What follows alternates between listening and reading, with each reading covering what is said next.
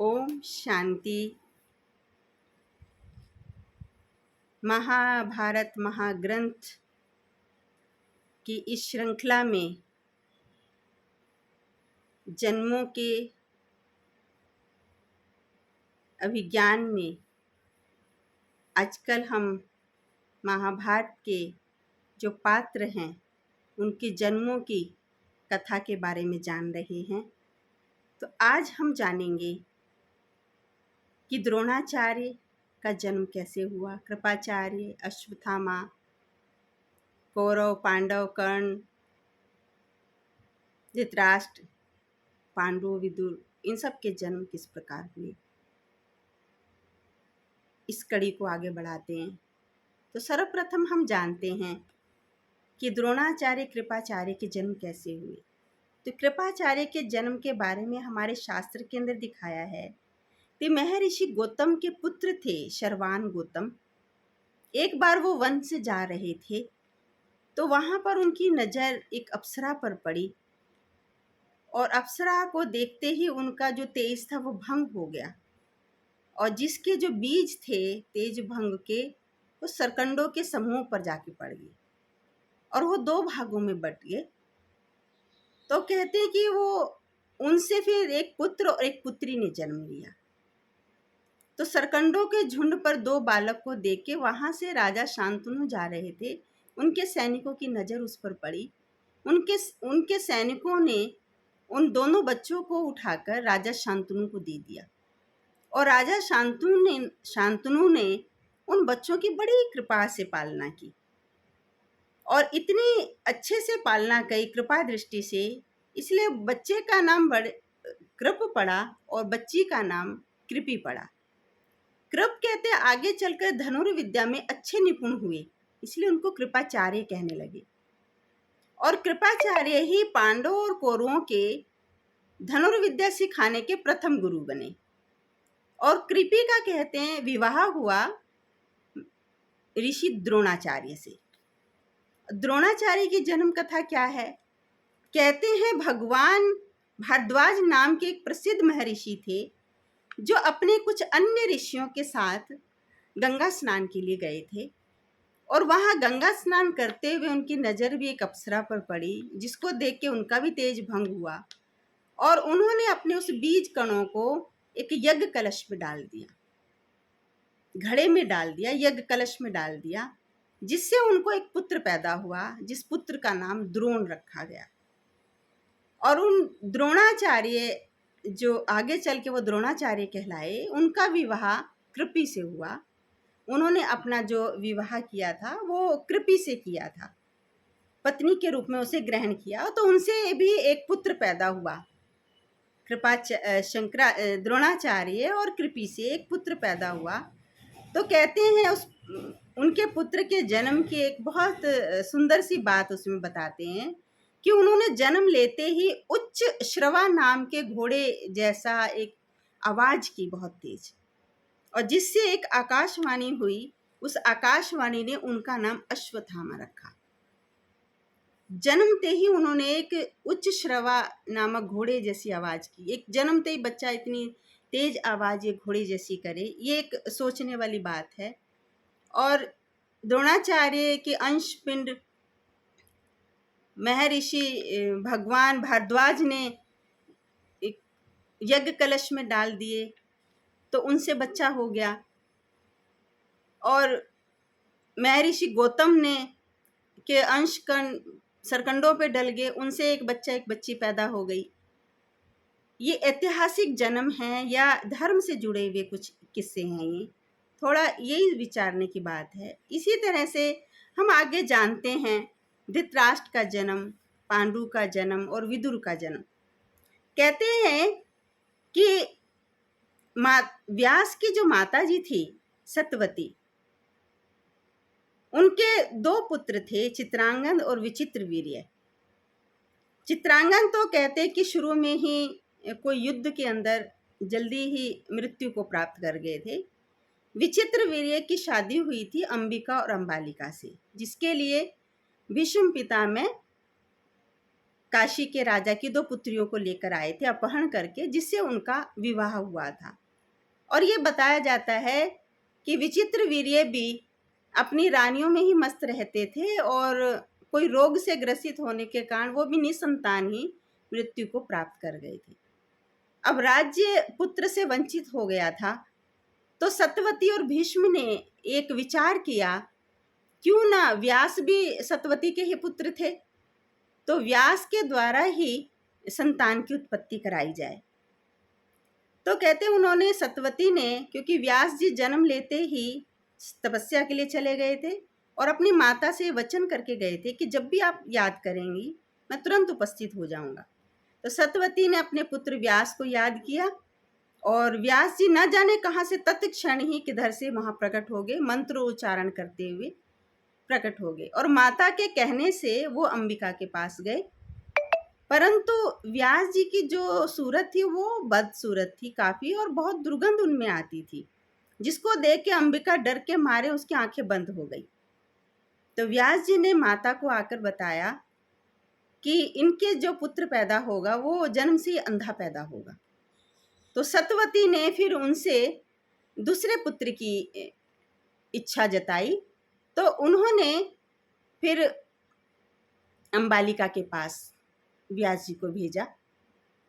अंबालिका उनको देख करके भय के कारण सफ़ेद हो गई, डर गई उनको देख के, उनके ऐसे कुरूप को देख करके, उनकी दुर्गंध को देख करके वो भय के कारण एकदम सफ़ेद पड़ गई। जब वो अंबालिका के पास से आए तो उन्होंने माता सत्यवती से ये भी उसकी भविष्यवाणी की कि इनसे जो पुत्र पैदा होगा वो पांडु वर्ण का होगा। लेकिन दोनों ही पुत्र इस तरह के हो गए, एक पुत्र अंधा है, उसका नाम धृतराष्ट्र पड़ा, और जो पांडु वर्ण के थे उनका नाम पांडु पड़ा। तो माता सत्यवती के लिए ये थोड़ा सा उसकी बात थी कि राज्य के लिए थोड़ा होनहार पुत्र हो, तो उन्होंने फिर से एक पुत्र की इच्छा उसके सामने रखी, तो वापिस अंबिका के पास भेजा। परंतु अंबिका ने अपनी एक दासी को अच्छे से सजा के संवार के खूब श्रृंगारित करके अपनी जगह उसको भेज दिया और वो दासी के द्वारा जो पुत्र पैदा हुआ वो कहते हैं धर्मराज का ही शूद्र योनि रूप था ये, ऐसा हमारी इस पुस्तक के अंदर दिया गया है, जिनका नाम विदुर पड़ा। धर्म के अवतार इसलिए विदुर को कहते हैं। कहते हैं वो धर्मराज का ही ये शूद्र रूप था, क्योंकि इस कथा में बताते हैं कि एक ऋषि थे अणिमांड्य करके, कहते उनको सूली पर चढ़ा दिया गया था, उनकी मृत्यु हुई थी इस तरह से। और जब वो मृत्यु के पश्चात धर्मराजपुरी में गए थे तो धर्मराज पे बहुत क्रोधित हुए और उन्होंने धर्मराज को एक श्राप दिया कि आपको भी मनुष्य योनि में शूद्र रूप में जाना पड़ेगा। और वो शूद्र रूप का जो जन्म है वही विदुर का बताया जाता है कि इस तरह से विदुर का जो जन्म हुआ। तो अब ये सोचने वाली बात है। इसी तरह से पांडवों का जन्म हम ले लेते हैं। कहते हैं कि एक बार दुर्वासा ऋषि राजा कुंती भोज के यहाँ गए थे, जहाँ उनकी कन्या कुंती ने दुर्वासा ऋषि का सेवा भार संभाला और उनकी बड़े मन से सेवा की।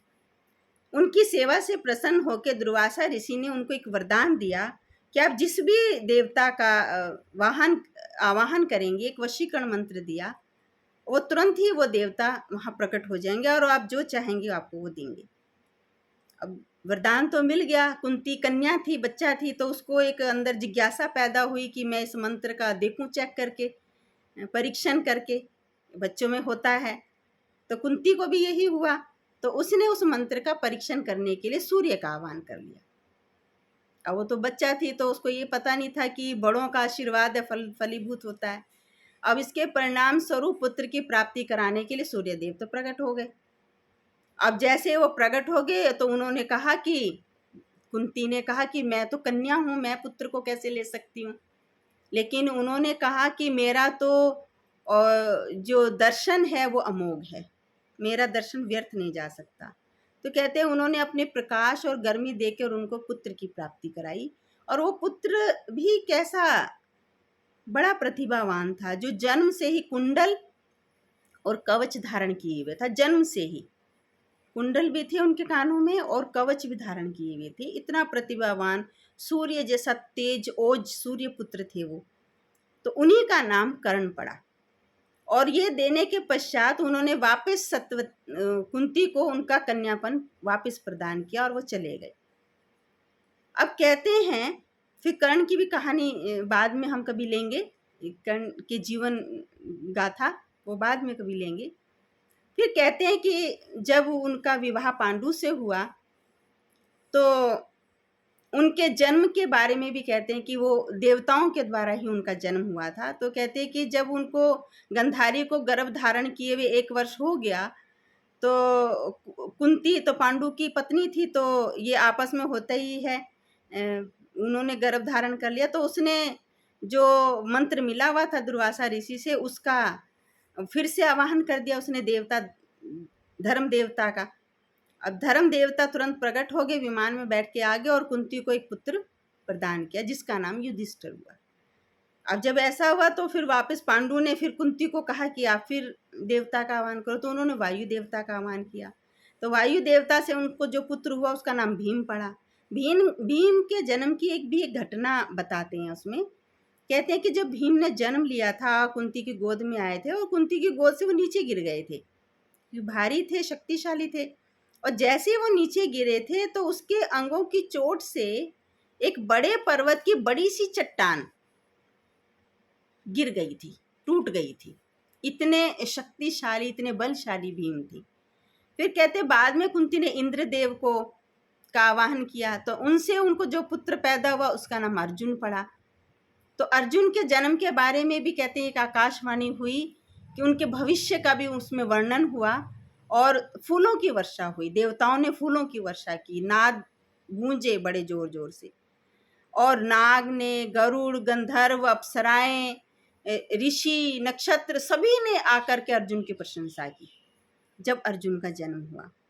इसके पश्चात माधवी ने भी कुंती के सहयोग से अश्वनी कुमारों का आह्वान किया, तो उन्होंने भी आकर के उनसे 2 जुड़वा बच्चे उनको दिए जिनको नकुल और सहदेव नाम दिया गया। इसी तरह कौरवों का जन्म दिखाते हैं। कहते व्यास ने गंधारी की सेवा से प्रसन्न होकर उसको वरदान दिया कि तुमको 100 पुत्र होंगे, क्योंकि पुत्रवधू थी व्यास की वो। तो उनकी सेवा की गंधारी ने, तो उन्होंने उसको वरदान दिया कि तुमको 100 पुत्र होंगे, आयुष्मान भव, पुत्रवान भव, आशीर्वाद दे देते हैं। तो उन्होंने भी वरदान दिया 100 पुत्रवान भव। अब कहते हैं कि गंधारी ने जब युधिष्ठिर का जन्म हो गया, गंधारी ने गर्भ धारण किया हुआ था, परंतु गर्भ धारण किए हुए 2 वर्ष हो गए गंधारी को, और 2 वर्षों तक उसको कोई संतान नहीं हुई, गर्भ धारण किया हुआ है। यही अप्राकृतिक सी चीज लगती है। और उस बीच में कुंती को युधिष्ठिर पैदा हो गए, तो गंधारी को थोड़ी सी ईर्ष्या फील हुई, महसूस हुई। तो उन्होंने अपने उस गर्भ को खत्म करना चाहा। तो कहते तुरंत ही व्यास जी वहां प्रकट हो गए और उन्होंने कहा ये मेरे ही वरदान का प्रभाव है। तब कहते हैं कि उनके शरीर से एक मांसपिंड निकला जो लोहे जितना सख्त था। ऐसा मांसपिंड उनके शरीर से निकाला गया जो लोहा कितना सख्त होता है, लोहे जितना सख्त था। तो उस मांसपिंड के 100 टुकड़े किए गए और 100 घी से भरे हुए घड़े मंगवाए गए और उन घड़ों में एक एक टुकड़े को डाला गया और उसमें से एक टुकड़ा फिर भी बच गया, छोटा सा टुकड़ा बच गया। तो कहते एक और घड़ा घी का मंगवाया गया और उसमें उस छोटे टुकड़े को डाला गया। तो कहते 2 वर्ष तक वो जो घड़े हैं वो ऐसे ही रखे रहे। 2 वर्ष के पश्चात उन घड़ों के ढक्कन उठाए। तो जब सबसे पहला ढक्कन उठाया तो दुर्योधन पैदा हुआ। इसी तरह से और सब घड़ों के ढक्कन उठाए तो सब में से उसको और 99 पुत्र पैदा हुए। और वो जो 101वां घड़ा था उसका भी ढक्कन उठाया तो उसमें से एक कन्या ने जन्म लिया जिसका नाम दुशाला बोलते हैं। दुर्योधन की बहन बताई जाती है दुशाला। ये दुर्योधन के जन्म की गाथा है कि जिस समय उन्होंने जन्म लिया था तो उन्होंने गधे के रेंगने की आवाज की थी। तो गधे की रेंगने की आवाज सुनकर गीद, गीदड़, कोय ये सब कोलाहल मचाने लगे।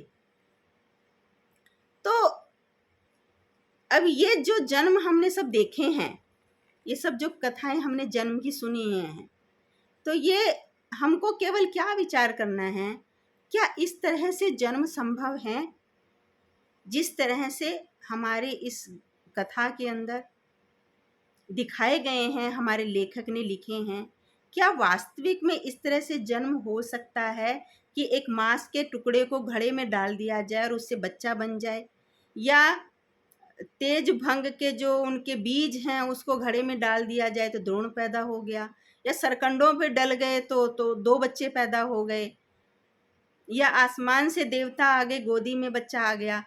क्या इस तरह से जन्म संभव है? ये वास्तविक जन्म लगते हैं या रूपक अलंकार? रूपक अलंकार काफी कुछ कवि ने इस कथा के अंदर डाला है, या फिर ये महसूस होता है कि इन जन्मों में कुछ आध्यात्मिक या धार्मिक भावना छुपी हुई है, कुछ धार्मिक भाव लिए हुए हैं ये जन्म, इनके पीछे कुछ धार्मिक कहानी है जिसका विश्लेषण हम आगे एपिसोड में करेंगे। अभी हमें नेक्स्ट एपिसोड भी एक लेने वाले हैं जिसमें अभी कुछ और जन्मों की गाथा हम देखेंगे जो कि हमारे पुस्तक के अंदर, हमारे शास्त्र के अंदर दी है। उसके पश्चात हम इनके जन्मों पर विश्लेषण करेंगे कि क्या धार्मिक भाव है या वास्तविकता है। आप भी विचार करिए, हम भी विचार करते हैं, फिर हम इसके बारे में चर्चा करेंगे। तो आज हमने जाना कि किस तरह से द्रोण और कृपाचार्य, कौरवों पांडवों का, धृतराष्ट्र का, इनका जन्म किस प्रकार से हुआ। इसी प्रकार और भी कुछ पात्र ऐसे बचे हैं जिनका जन्म भी बड़ा ही रोचक है और बड़ा ही दिलचस्प हमारे इस कथा के अंदर दिखाया हुआ है, और फिर जानेंगे हम। ओम शांति।